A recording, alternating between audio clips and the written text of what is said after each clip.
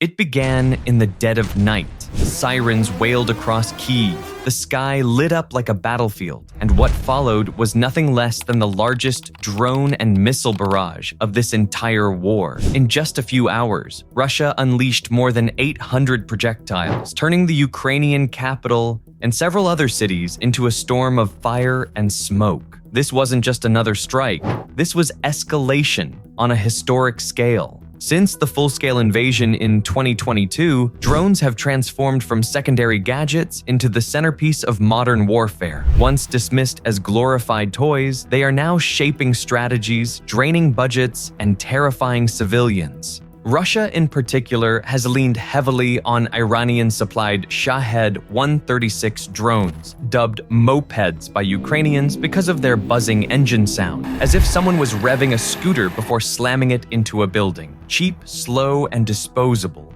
These drones pack enough explosives to take out substations, fuel depots, and residential blocks. Normally, Russia deploys them in swarms of a few dozen, often paired with precision cruise missiles or the occasional hypersonic Kinzhal. But on the night of September 7th and 8th, 2025, Moscow went beyond anything seen before. Roughly 823 projectiles, a mix of drones, missiles, and radar decoy targets, were launched in a single coordinated assault. To put that into perspective, Ukraine faced fewer projectiles in entire months of 2023. This wasn't a strike meant to cause tactical damage. It was a stress test of Ukraine's national survival systems. The attack was carefully planned, not scattershot chaos. Kyiv was ground zero, its skyline flickering with explosions that painted the horizon red. A government building was engulfed in flames, fire crews battling for hours to contain the blaze. Residential blocks were hit too, sending glass raining onto the streets while terrified families pressed together in underground shelters. For many, the night felt like a throwback to the Blitz, a modern European capital once again under waves of bombs. At least 4 civilians were killed that night, among them a child, and more than 40 others were injured. But the destruction wasn't confined to Kyiv. Across Ukraine, power plants were struck, plunging thousands into sudden blackouts. Rail lines vital for moving troops and supplies were damaged, halting trains in mid-journey. Even communication lines were disrupted, forcing local governments to scramble with backup systems. This wasn't just about explosions. It was about paralyzing Ukraine's veins and arteries, cutting off power, movement, and morale. For millions huddled in darkened basements, it was a chilling reminder that the sky itself had become a battlefield. But Ukraine wasn't caught sleeping. Within minutes of detection, the country's patchwork air defense lit up. Western-supplied Patriot batteries, NASAMS, and IRIS-Ts worked side by side with older Soviet-era S-300s, each system hunting its assigned targets. Interceptor missiles streaked skyward, colliding with drones in mid-air and raining down flaming debris. The spectacle was both awe-inspiring and terrifying. Fireworks with a price tag. Many of the incoming projectiles were destroyed before they reached their targets,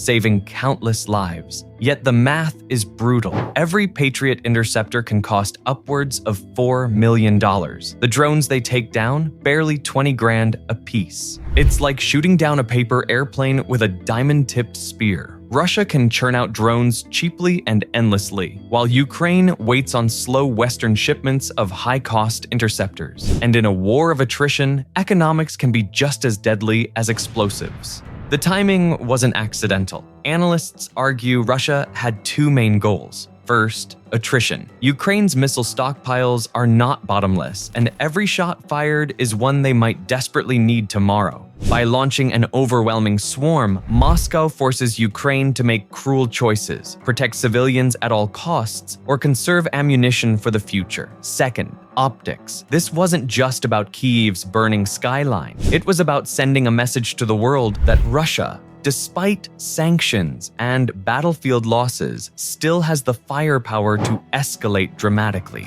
The immediate consequences for Ukraine were harsh. Power grids were crippled, train systems disrupted, and communications cut in several regions. Even if most of the drones were shot down, the few that broke through left scars. It showed that no matter how strong the defense, volume alone can tip the scales. For Russia, the attack doubled as political theater, a pyrotechnic reminder that it can still dictate the tempo of escalation. The reaction was swift and loud. President Zelensky branded the attack an act of terror, hammering once again on the need for more air defense systems and ammunition. The images of burning government offices, shattered apartment blocks, and children pulled from rubble spread instantly across international media. France, Germany, and the United States condemned the strikes, pledging faster deliveries of defense equipment. The European Union called it the largest assault on a European capital since World War II, a sobering comparison that reinforced just how unprecedented this attack was. Russia, of course, claimed it was targeting military infrastructure, as if power plants, trains, and homes somehow count as battlefields. But the reality was undeniable. Civilians spent their nights in subway tunnels, entire districts froze without power, and fire crews pulled families